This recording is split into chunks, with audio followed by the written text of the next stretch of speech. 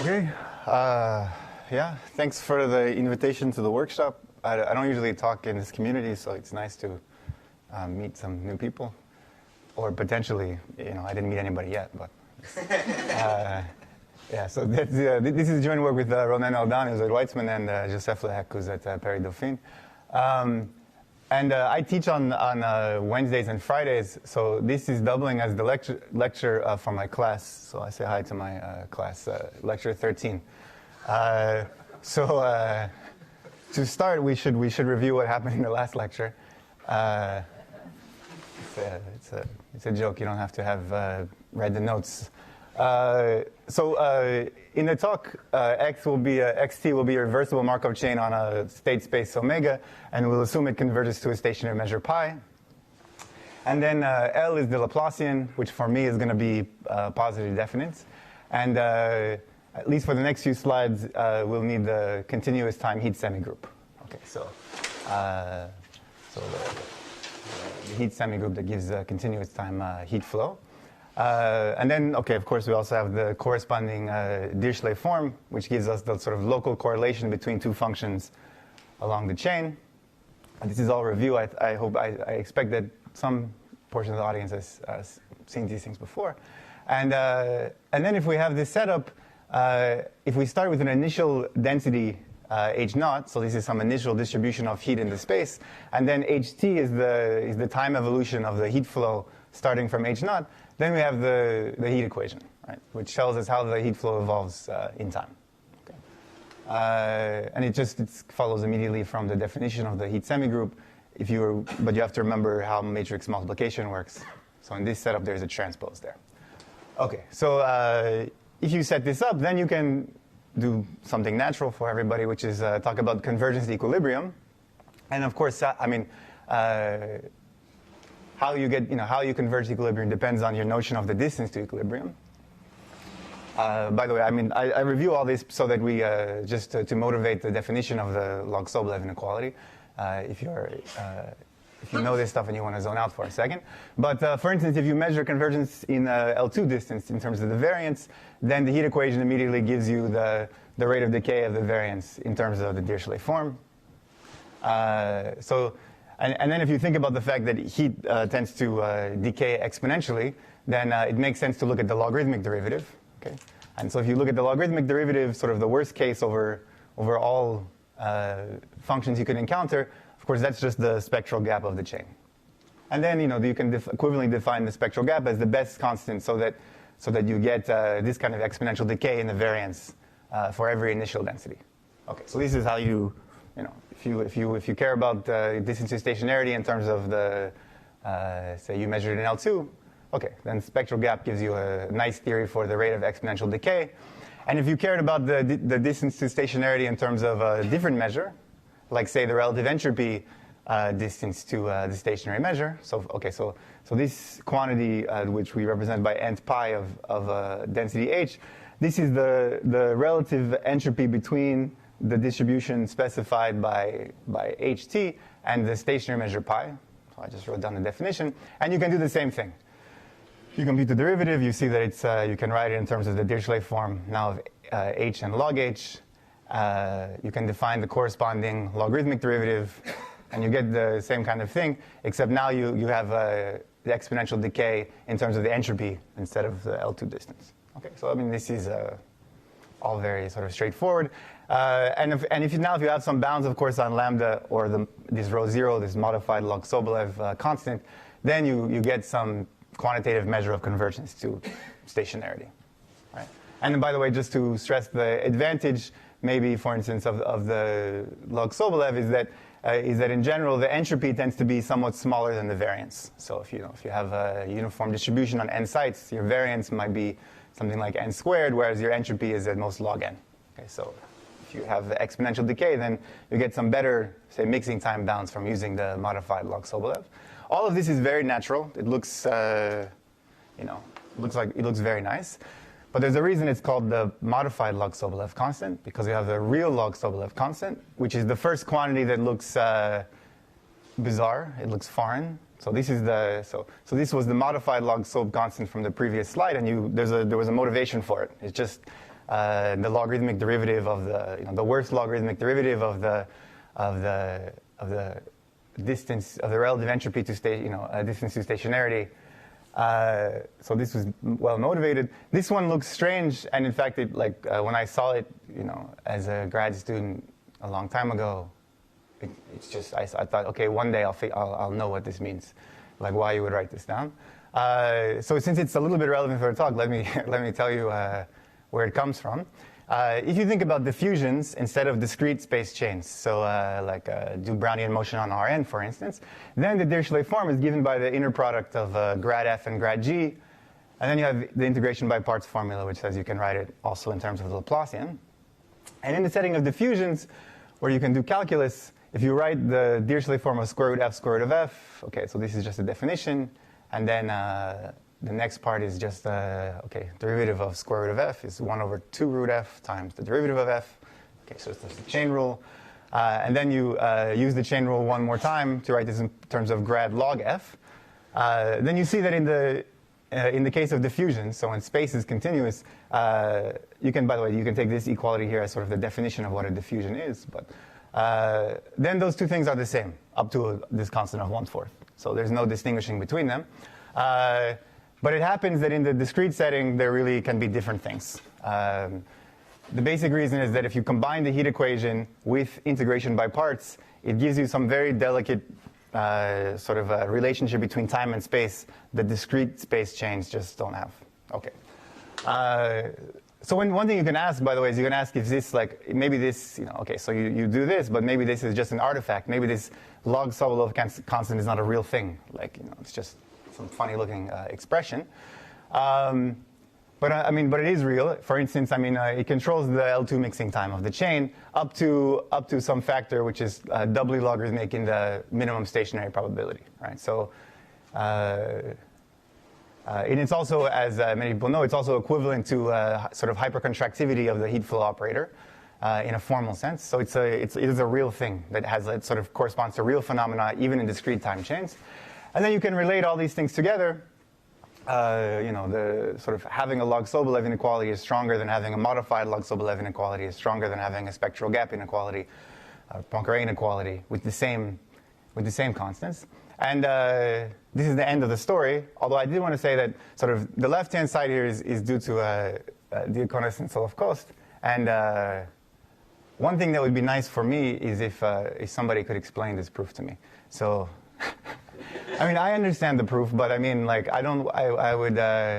would prefer a different proof because I don't really understand the proof. I could write the proof down, and I've asked this a number of times for somebody to explain it to me. So far, nobody has volunteered, but today is another opportunity. Wait for Percy to come tomorrow. I also asked Percy to explain it to me. He referred me to the paper. But one thing this is being recorded, guys. Yeah. What's the problem? Are you volunteering to explain it to me? Okay. No. I think the fact that you can't explain this to me in the hallway is a failing in understanding. And one thing I would hope is that the method I show in a few slides, in particular, can give a proof of this that doesn't involve operator interpolation and analytic continuation of the heat flow and so on. Okay. But just in this inequality, there is a lot going on that, I don't see people explore so much. So let me tell you the point of the talk today, which is just to talk about path couplings and log-Sobolev inequalities. So a very brief history. Actually, this is the point where I'm worried the talk is being recorded with the brief history here. Is that, so I'll say, so we're going to talk about path coupling. So chains that have a contraction, that's what I mean by curvature. In this case, positive curvature, this is in the setting of diffusion, so continuous space. So positive curvature, for instance, if you want, you can take to be if you're on a manifold, a uniform lower bound on the Ricci curvature. But you can also ignore all of those words. So Bakri and Emery gave a very nice, beautiful method for showing that positive curvature yields quantitatively a log-Sobolev inequality. And then in 2000, Otto and Villani gave some alternate proofs of this and stronger versions of this using this sort of beautiful interpretation of the diffusion as just gradient descent on some manifold. Okay, so this is a very powerful point of view that has inspired huge amounts of work since then, which I will now not summarize. And let's just say that in recent years, there's been a very large body of work by a huge number of people with different interests and different motivations on getting these things to work in the setting of discrete spaces or general metric measure spaces for lots of different motivations, from optimal transport and functional analysis and Riemannian geometry and mixing times. Okay, so just let me just say that the people involved Lot, Villani, Sturm, their students, Prasad, his group, Cadel and Martin. I'm sure I neglect a large body of work, but we don't. This talk is only 45 minutes, so we now move on. Let me just say the main problem here in developing this theory is that there's two things you can do. One is you can make a strong enough definition of positive curvature in the discrete setting that some of the methods from continuous space go through, and then you can sort of simulate them or be inspired by them and do a lot of work and get some results. And then the problem is that those definitions don't apply obviously or don't apply at all to many chains that you would like to study. And then there's another approach, which is you can make a definition that's broad enough to capture lots of chains, and then you can't prove anything about it. And I would say that, all of the approaches fall somewhere in that spectrum. Okay, so let me give you some idea of what we'll talk about in the next slide. So if this is the set of things that are sort of like interesting to people doing mixing times, and then this is the set of things that are interesting to people doing functional analysis, optimal transport, Riemannian geometry, it would be great to study a question which is in the intersection of them. So today, instead, I'll just tell you about a problem which is in the complement of the union, which is still scientific progress because you have to know not to look out here. Okay, you'll see in a second. I like the question, but it's one might say all right. Let me tell you the question. You can decide where the dot falls. Okay, so now let's augment our state space with a metric. So this metric is D, and then we can define this notion of coarse curvature. Okay, so you put some metric on your state space. You still have a state space. You still have your reversible Markov chain. So the chain has curvature at least kappa. Okay, so this is in the definition given by Jan Olivier, but sort of following an intense amount of work on path coupling, which is the same thing. So what's the requirement? It's that if you start your random walk from U, or you started from V for any two sites, then there should exist a coupling of sort of one step from U and one step of V that on average decreases the distance between the where you end up. Right? So for every U and V, there's a coupling of the random walk of one step that decreases the distance in expectation. So if that happens, so if there's a contracting coupling, then you say that you have coarse Ricci curvature at least kappa. Okay, and just some motivation for why it's called coarse Ricci curvature, why Olivier introduced it in this way. It's because, if you look at by the way, now you see my skills with geometry. So if you look at a positively curved manifold, then it happens that if you take 2 points and you take balls around each of them, then you can transport the mass of one ball to the other using an average amount of distance, which is in general smaller than the distance between the midpoints. So sort of the balls are closer together than their midpoints on average. If you're in a flat space like the line, then then the average between the balls is just exactly the same as the distance between the midpoints. And if you were in a negatively curved space like this piece of the tree, then on average the balls around these 2 points are actually further away than the midpoints, because you have more mass going this way than you have going towards the 2 points. So this is why, this is the pictorial version why you call this curvature. And in fact, it also corresponds to, if you look at just diffusions on manifolds, then this definition captures a lower bound on Ricci curvature there. Okay, So that's the definition. What's the question we're going to talk about? So it's a very nice conjecture of Yuval and Prasad, which basically says that whenever you have a coupling that's contracting, or whenever you have coarse-Ricci curvature at least kappa, then you also have a log-Sobolev inequality, or modified log-Sobolev inequality. And under sort of the most sloppy sort of metricization of the chain. So whenever there's a non-zero chance to jump from x to y in discrete time, you put distance 1 there, and then you just take the induced metric. So you just put it's just the graph metric. You put an edge whenever you could make a jump, and then you take the induced metric. Take that metric d. If it has non-trivial curvature, then the claim is that the chain should satisfy a log-Sobolev inequality. And for now, let's take the conjecture to be a modified log-Sobolev inequality, although it cannot be log-Sob without any qualifications. But so let's just take it to be say it to be modified. Okay, I like this question a lot. Actually, Percy told me it had even some slightly notorious history that I will not go into. But basically, at least for a little while, it was actually entertained that, it was sort of assumed that this was true.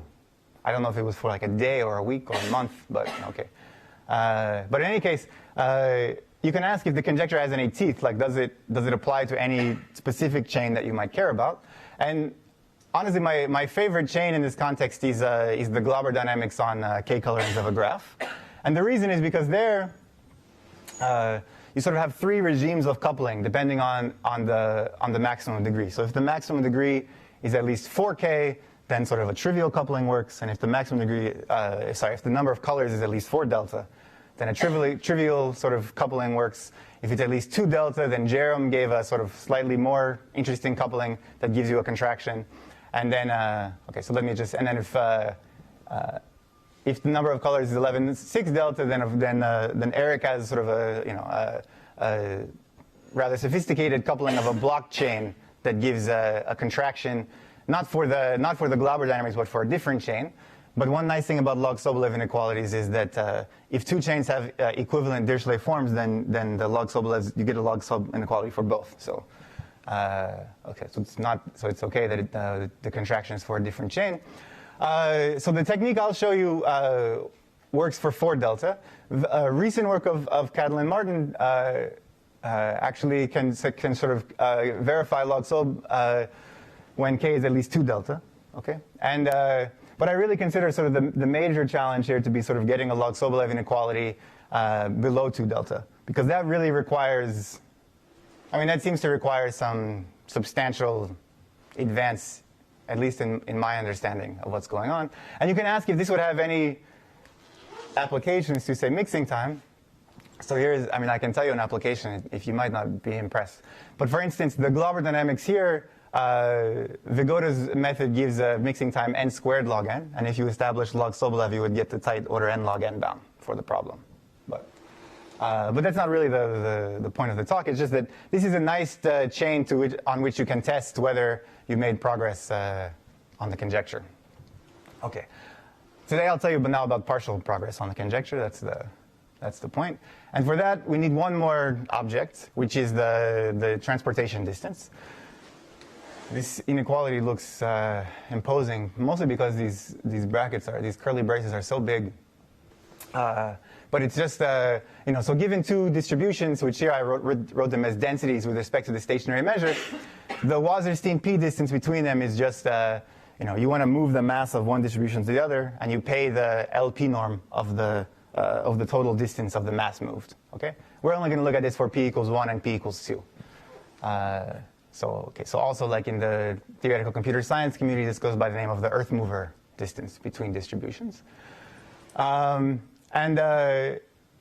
Sort of inequalities relating transportation distances to entropies and relative entropies were studied by around the same time actually by Martin and Talleyrand in relation to concentration of measure phenomena in various spaces, and they also play a sort of a central role in the framework of Otto and Villani.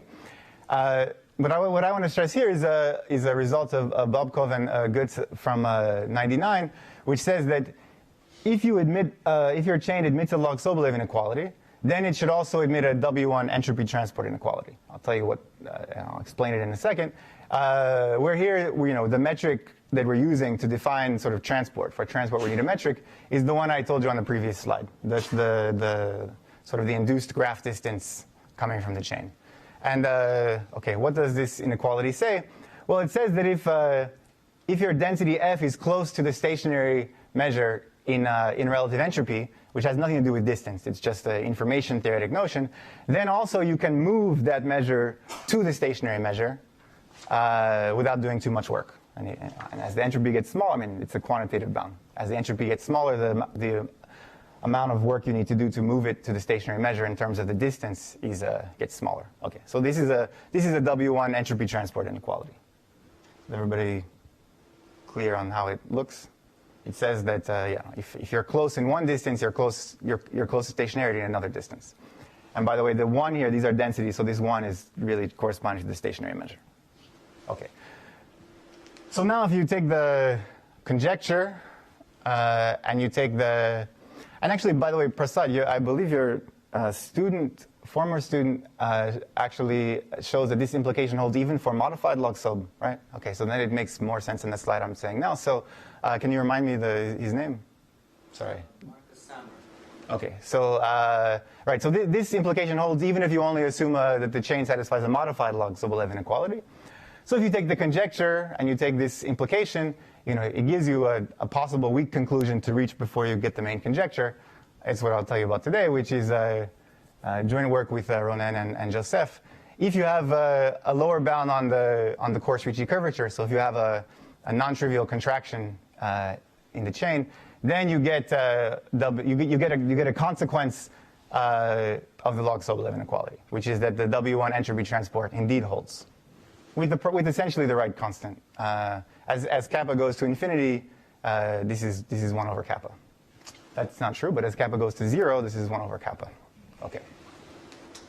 Right. So this is what I want to tell you about, and I should say that So I think that what happened is Joseph told Max about this result, and Max and Shu were already sort of working on entropy transport inequalities, and they just observed that their methods can also give this result. We also have at least 2 proofs of this result, but the one I want to present today has at least the one positive feature that it was meant to solve the conjecture and just get stuck proving this this consequence of the conjecture. So maybe you can keep pushing and get all the way there. Okay. Good. So now what's the method I want to talk about? Okay. So now I'll tell you how to prove this theorem. Do you Yes. want to go back one slide just so we can adjust the W1 again? Yeah. Well, yes, I mind. No, but just no. What I was just going to say, it's just easier. It's just the right. It's just the average amount of mass. I mean, I just move one measure to another, and I pay the sum of the total distance of everything moved. Yeah, I just wanted to, so that you said that the 1 in the second coordinate is because it corresponds to the stationary distribution. Yeah. When it's uniform. Sorry. Here we're the inequality only involves moving some other measure to the stationary measure. Okay. And the 1 here is just, I was just saying that, just reminding people that these are densities, so the 1 corresponds to the stationary measure. Okay. So this is, you could write mu and pi here if you want, and it would look better. Sorry. Well, then you'd have to do something else over here. Okay. But yeah, so we want to show that if some density or some distribution has small relative entropy to stationarity, then we can actually move it to stationarity without paying too much. Good. So now we prove this theorem using entropic interpolation. Okay. So what's the idea of entropic interpolation? So generally, you can think about the setup as you have some space of paths, this script p, and the paths I'll think about as indexed by time. So here I wrote continuous time. You can also think about discrete time. So these are sort of paths in your state space, and then the space of paths comes equipped with some background measure mu. So for us, the background measure is just going to be, the paths are just going to be trajectories of our Markov chain, and the measure is just going to be the induced measure coming from the transition probabilities. Okay, so You have a chain, you have a bunch of paths, you can talk about the probability that the random walk takes that path. That's going to be our measure. And then there's an initial measure and a starting measure, sigma 0 and sigma t.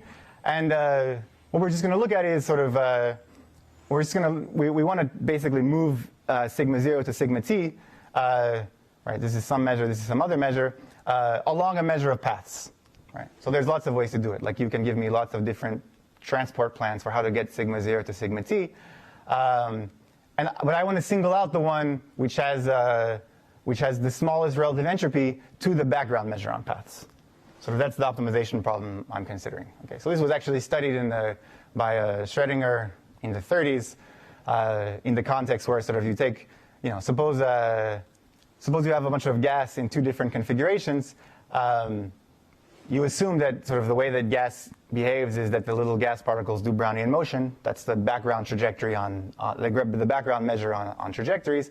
And then you look for the, okay, if you just do Brownian motion, it's unlikely that you'll end up in this state sigma t, for instance. But you can ask, which measures on paths go from sigma 0 to sigma t. And among those, you can think about minimizing the relative entropy, which is the same thing as maximizing the likelihood. So you're really just asking what's the maximum likelihood way that this configuration gets to this configuration in time t. Okay. But the point of this entropic interpolation method here is to use, now you can take this optimal plan, this entropy optimal plan, and you can use properties about it to say things about, your configurations.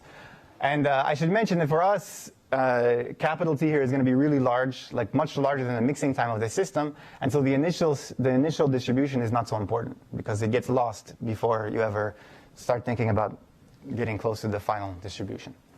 Okay, so now let's solve this interpolation problem in a specific setting. So just for simplicity of the talk, I'm going to move to discrete time random walks, just because it's going to be easier for me to tell you what the optimal interpolation looks like. The initial measure, which I told you already isn't going to matter for us, is just going to, so we just start at some fixed point, x0. So the initial measure is just the delta function, or the initial density is a delta function at some fixed point, x0. And the final measure, I want to write it as a density with respect to mu t, where mu t is just the law of random walks started at x0. So the point is, if you take t to be really large, mu t is just going to be the stationary measure, very close to the stationary measure. So you should think about mu t as being the stationary measure. It's just that, again, for simplicity, and because we're in discrete time, it's nicer to think about the density as being a density with respect to the distribution of the random walk after t steps instead of the stationary measure. Okay. But so this is our initial point. This is our initial distribution. This is our final distribution. And our goal is to describe now on this slide the entropy optimal way to get from the start to the finish. Okay. And it's not completely clear because the way you get from the start to the finish is just by giving a measure on paths. So it's not clear, for instance, that the measure on paths is Markovian, but it is Markovian. The optimal solution is Markovian, and although it's time inhomogeneously Markovian. So basically, here's the optimal measure on paths. I'm just going to describe it in terms of a random process that samples a path from the distribution. You start at x naught, the beginning point, and then I just tell you the law for the where you are at time t, given where you are at time t minus 1. Okay, and this will depend on t. So it's a Markov chain, but it's not homogeneous in time. And so what you do is, if you're sitting at t minus 1, the probability you transition to y it's just the probability that the background Markov chain would do that. Just the probability that the chain xt would make that transition, weighted by some factor, where the factor is precisely basically. Yeah, so this PT of f is sort of the discrete time heat flow. It's just I start a random walk from y of length t minus capital T minus little t, and I see how much f mass I expect to get at the end point. And that's how I weight the point y by that quantity. And then this is actually just a normalization factor that makes this a probability measure. So okay, I'm just claiming to you, we don't have time to see it, although it's very simple, that this is the optimal, the entropically optimal interpolator in this setup I described. Okay, so it's nice because it's just Markovian, and with a bit longer, there's a picture which would explain it, but I won't tell you. Let me just tell you why it's optimal. And in fact, this is how you see it's optimal. You write it down, and then you just do this computation. So remember, what we're trying to minimize is actually the relative entropy between our measure on paths, which is this one, and the background measure on paths, which is sort of given by this random variable. And it turns out if you define zt this way, then the measure you get, the relative entropy you get, is exactly the relative entropy between the endpoints, right? Which is, I mean, this shows that you're that the interpolation is optimal, because like there's no way you can, I mean, the discrepancy between the entropy on the measures of the paths has to be at least a discrepancy between the measures at the endpoints. Like you have to pay at least that much, information, to get to the, the xt is going to the stationary measure and your zt is going to some other measure, so you have to pay something. Just by, I don't know, information processing inequality, like this one has to be at least this one. So the fact that you have equality means that this is the optimizer, and then the fact that your objective is strictly convex means that it's the unique optimizer. But one nice thing about this is now you can basically write this relative entropy. You can use the chain rule. Okay, so this is essentially what I wrote here. And you can think about the amount of, at every step in time, naturally I want to take a step according to the random walk, but I have to end up at some other measure, not the stationary measure, at time capital T, so I perturb the random walk. I do something different. And then you can think about the amount of sort of relative entropy you spend as broken down into how much you spend at every step. So at every step you spend a certain amount of entropy, which is sort of corresponds to how much you're going to change instead of taking a random walk step, you're going to take a different step. This represents that. So this is, given that you're at zt minus 1, this is the measure, this is what the z chain would do, and this little p is the transition for the x chain. So this is what the x chain would do. And the chain rule is exactly this formula. Okay? And now the idea is this is sort of what we want to study. And I'll just tell you that in this setup, establishing the modified log-Sobolev inequality exactly corresponds to being able to say that, this is the picture for the information burn. Okay, so the information is sort of you're sort of burning information the whole time, but it increases exponentially as you approach the final time t. Almost all the information is burned close to the final time. Okay, I'll say something more concrete in the last slide of the talk, but qualitatively, this is what it means to establish modified log-Sobolev in this setting. That you tend not to do a lot of work. You tend to just evolve according to the random walk until you get close enough to the final time. So close means basically 1 over kappa, where kappa was this curvature parameter. And then when you're close, that's when you start spending all of your information. Okay, and I have a video to explain why this is the case. I mean, it's intuitive anyway, but okay, let's just say in words. And the reason this is true is because if you start spending information early, then the random walk is going to erase all this information you spent, and so you're not going to be optimal if you start spending information too early, right? I mean, if you start trying to deviate from the random walk over here, but then you're not willing to spend the whole time to maintain that deviation, then the random walk will erase the deviations you made, because it forgets about where it started at. So you don't want to spend too much information until the end. That's the picture. Here's a video which explains that. So what's going on in the video is, okay, so there's I'll start the video and then I'll pause it. Okay, so the video is going to look like this. Oh, it was supposed to pause. Okay. So what's going on is this green stuff is this particle. It's actually two particles at the moment. It's red and blue, and on top of each other they make a purple particle. But the blue particle, it has to end in the green set at time 0, and the red particle is just doing random walk. So that you don't get too disturbed, this is actually this is not the best simulation in the world. This is actually a torus, so so it can go this way to get here. Okay, and if you look here, you'll see how much pressure the blue particle is feeling. So as you get, the blue particle is doing the optimal interpolation that we put before. So as we get closer and closer to 0, at time 0, this thing has to be in the green set. So it's, so the blue particle is going to be feeling some pressure. Yes. Where is the blue particle?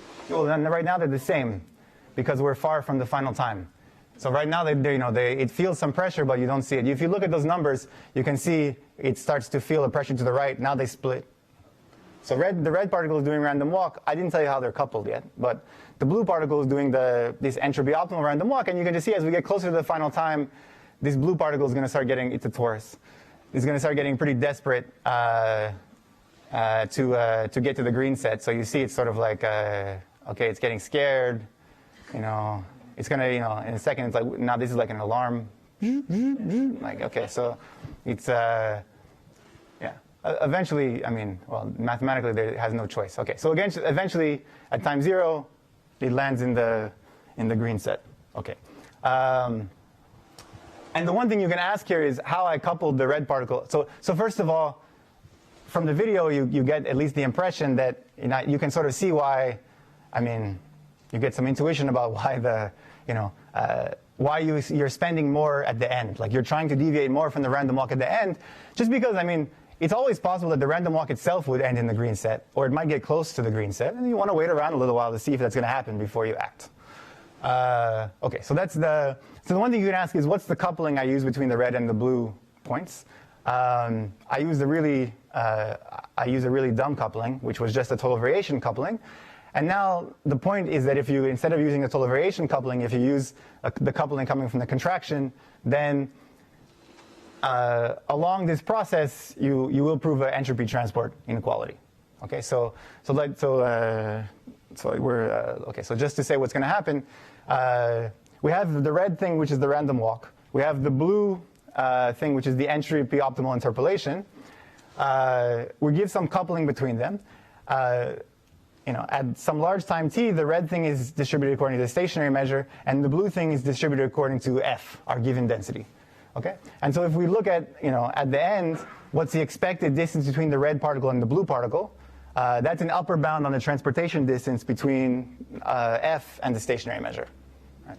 So we need to give a coupling between the red and the blue particle, and then say that in expectation they end fairly close together. Okay. Oh, and we don't want to see the video again. Okay, so what's the coupling? So suppose we sit at zt minus 1 and xt minus 1. This is the random walk, and this is the interpolated process, the optimal interpolation. And this is the process which at time t should have the law of f, and this one should be according to the stationary measure. So we assume that we've coupled them so far, and now I want to couple one more step. I'm just going to do the most natural thing here, which is first of all, okay, so zt minus 1 takes a step, and you get zt. So what we're going to do is we just couple that step we take some total variation optimal coupling to the actual random walk. So we try to make it so that that step, as often as possible, agrees with what the random walk would have done from zt minus 1. So there we just take the total variation optimal coupling. But then we're not trying to, this is just coupling zt with one step of the random walk. We're trying to couple zt with xt. And then we also take a coupling between the xt walk and this one step using the contraction. Okay, so the point is, here we do a step, but here you think about doing a step of random walk, and here you do a step of random walk. You couple those two steps using the assumed contraction, and then you couple this random walk step with zt just using the total variation coupling. This is a very natural thing to do, and just by triangle inequality, you can compose couplings in this way. So what happens is just that, if in the total variation coupling, zt and the one step of the random walk do different things, then you just say, okay, fine, I paid distance 1, they split, now they got maybe further apart by 1. But if they do the same thing, then the point is that now this coupling kicks in, because when they do the same thing, this step is coupled to this step, and they tend to contract. So like if you make a mistake, you pay 1. If you don't make a mistake, then at least intuitively, they get closer together in expectation. Okay, and what happens here? You have two competing factors. One is that since you have this coupling that's encouraging them to get closer together at rate 1 minus kappa, like separation between zt and xt is it's a rapidly depreciating asset. So if you achieve some separation, then it's going away at some exponential rate because the contraction is operating there. You'd have to, if you want to keep it from going away, then you need to keep getting differences on the left-hand side, which means you need to keep spending information. So this is one factor. So this makes it so that you'd like to spend information at the end, because anything you spend, you can spend information to get total variation difference between the law of ZT and the law of the random walk. If you spend it too early, then the contraction is going to erase it, so you'd like to spend at the end. On the other hand, actually, if you really care about getting the chains to make different decisions over here, then you'd like to spend the information as slowly as possible. Because actually, if you spend epsilon bits of information, you can get the probability that they make different choices to be square root of epsilon. Because Pinsker's inequality is actually, you cannot improve it in this regime. This is a real thing. So even with one bit of information, if you're willing to sort of apply it slowly enough, you could get them to make infinitely many different decisions. Just because epsilon bits of information actually gives you square root of epsilon total variation between the two measures. So there's competing factors, which is that if you spend information slowly, then it's cheaper for you. But the decay is encouraging you to spend information at the end because it's erasing the progress you made. Okay. All right. So the proof is just you Cauchy-Schwarz 1 and 2 together, and then you get the bound. So that's I'm not going to write down the formula, but that's basically what you do. You take these two competing factors, and Cauchy-Schwarz tells you the worst case for this. So there's something coming from the decay, and there's some factor essentially coming from Pinsker's inequality, which tells you that given the amount of information you're going to spend the whole time, you can't always be forcing the chain to make different decisions than the random walk would have made. Is the intuition of that clear? There's 1 out of 99, or I don't know how many people are here. 1 out of 100. No, that's not the. Yeah. Sorry, this is the relative entropy between it. So basically, what I'm saying is the total amount of information you have to spend is the entropy of F. We have a process which is entropy optimal. So we know that it's sort of okay. So it's buried here. We know that the sum of the relative entropies between our law and the random walk law over time is going to be equal to the relative entropy of the density F with respect to the stationary measure. So that's and we can by sort of spending that at various times, we can get the two processes to make different decisions. So this is just saying, this is just for two general measures, mu and nu. You have this inequality, and in fact, it's like the square root is a real thing. So if you spend information more slowly, you can in fact do much better on total variation and separation. Okay, so that's the proof. So now the last slide, just go back to the what would modified log-Sobolev look like in this setting? Well, it's exactly what I said before, which is just that you want to show that if you look at the information spent per at every time, then you want to say that this is actually increasing exponentially near the end of the process. So strictly speaking, all you need is that in the last order 1 over kappa steps, you see a constant fraction of the total information spent. Okay. And again, hopefully you see why the contraction should be encouraging this. Since you're paying an exponential decay factor, it seems intuitive that in fact you would want to only spend information near the end and actually in an exponential fashion. So intuitively this suggests it's the case. Unfortunately, intuition is not always sufficient for getting a proof. So here are 2 questions. Well, one is actually I don't even know if this curve is monotone. In various cases you can verify that it's monotone. I think it's a fascinating question whether it's actually monotone. If you say start, instead of from a fixed point, start from the stationary measure and take t going to infinity, is it the case that on average, the amount of information you're spending is increasing with time? It should be true. I don't know how to prove it, except in some special cases. It's also not necessary in order to prove the conjecture, because this is sort of a coarse bound, but right. You would expect that this question has a positive answer, because if you're at a certain point and you're like, wow, I'm about to spend, I'm about to do a lot of effort to get my process to differ from the random walk. But I look out in the future and I'm not spending so much. So why wouldn't I just slow down a little bit and be patient and wait before I make this move? It seems like a proof, right? Okay, it's not quite. All right. Anyway, so that's a fascinating question. And then what's the point of this? What's the strategy for modified log-Sob? Well, in proving sort of the entropy transport inequality, we didn't use the fact that we didn't really use optimality of the process very closely. We only used that sort of it uses at most a certain amount of information the whole time.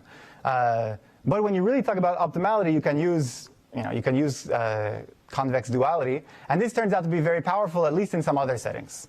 So sort of in the Gaussian setting, it was used strongly by Borel, and with Ronen last year, we used it to prove to answer an old conjecture of Talagrand about Ornstein-Uhlenbeck. But the idea is basically that if your process is not following this curve, if you look out into the future and you see that you're not going to be spending a lot more information in the future, then you would like to give some witness, like you sort of say, oh, I could be doing something better, okay? And if you look at the duality formula, right, like this, you have a lot of freedom in how you can say you're doing better, right? You don't have to give a Markovian. You can just give a different law on paths, and which indicates that you're not doing things optimally. Okay, it seems okay. It's believable that this could work. So that's the main open question, whether you can establish this Peres-Tetali conjecture. In particular, it would be nice if you do it using entropic interpolation. So that's the end of the talk. Let me just, for no reason other than the fact that I can make these videos with just with one line now, I'll just show you one interpolation from the stationary measure on a torus. This is like an entropy optimal interpolation to something. Okay. I don't know. We don't need to wait for it. It's not a loop. No, actually, the only point is that I just want to, that I made this video specifically for you, so it's actually labeled by the 2016. Okay, so that's the end. Thanks. Are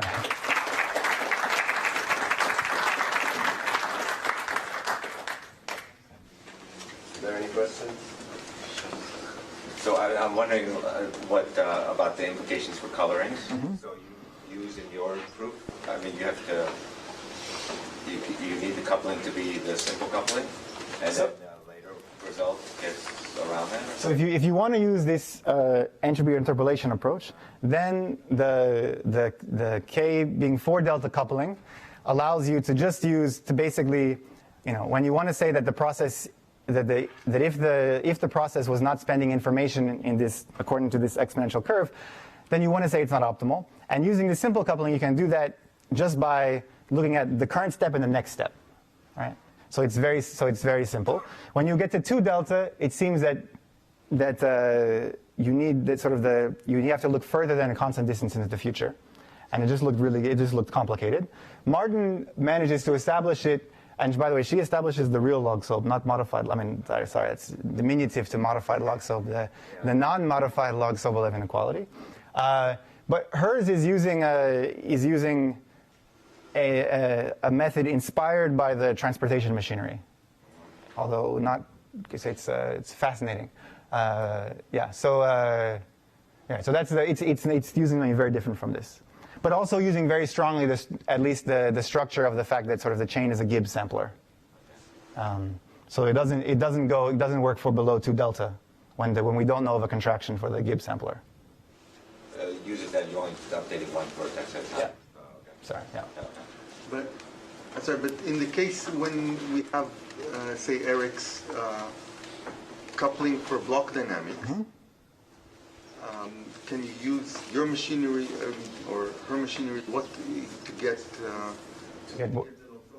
So I think you came late. That was described in the slide. The answer is that's the challenge. I think just for a specific chain, that's a concrete problem where we don't know how to get log-Sobolev. In her setting, it doesn't fit. You have to modify it because it's. But here here at least you can phrase it in this setting, but I don't know how to do it. what if I have a chain where it is the Gibbs sampler, but I'm not doing the simple path metric where it's like hand and distance analog, and I show contraction of some other metric, then does it apply? I mean, so this is a great question. Martin's technique will not apply. Basically, what you're saying is I believe you're intending a metric that's equivalent to the path metric, but the point is you're saying that contraction might not kick in one step. It might take 1,000 steps. It's a path metric, but it's not just the number of transitions. Right, but likely it's equivalent, like within a factor of 10,000 upper and lower bound of the path metric. Even then, it's not clear. Because I think what you're describing is something where if you consider the path metric, then you would have a contraction. It's just that you wouldn't get it stepwise. It's a coarser contraction that on average, in the future, contracts things together, but you don't see it in one step. I think what you're describing is a contraction for a different metric, which you can also think about as a contraction for the original metric that doesn't kick in right away, if there's a comparison between the two metrics. Yeah. Your proof still works perhaps in showing that the transport entropy inequality follows, where in W1 you put the new distance, not graphical. The entropy transport proof would still work. But those continuous time techniques, what they take advantage of is that, continuous space techniques is that the curvature is in some sense kicking in instantaneously. And somehow the problem with discrete chains is that at least you have to at least wait one before you make one step before you see it. And you're describing, I think, essentially the same problem, which is that if you use a different metric, you might have to wait a longer amount of time before you see the contraction. It should work, but I don't know how to do it. But it does work for the entropy transport inequality. Yeah. I had a question. So the conjecture says that if you have this curvature, you should have exponential decay of entropy. It's a bit different than that because it's exponential increase of information, and it's not. So it's a. log-Sobolev is exponential decay of entropy. Yes. Okay. Sorry. Yeah. Sorry. So would you expect that if you have curvature, you also have a convex decay of entropy? That would make attempts to prove it much more. The Bakry-Emery principle is based on convex decay of entropy. These are fantastic questions. The best audience I ever had. So, okay, but Bakry-Emery is based on two things. It's based on convex decay of entropy, but it's based on a strong pointwise convex decay of entropy. In fact, their method even gives local log-Sobolev inequalities. It doesn't depend on the invariant measure. So pointwise, you will, even if you have, in the discrete setting, you will not get something nice like this. But you could ask if you have convexity on average with respect to the stationary measure. And that is essentially this question. And I don't even know it in the case of a diffusion on a manifold. So in fact, it is this question, because when you average under the stationary measure, you exactly get the question of whether the derivative of the Fisher information under the heat flow is negative. And for some reason, that question seems to be open. Okay.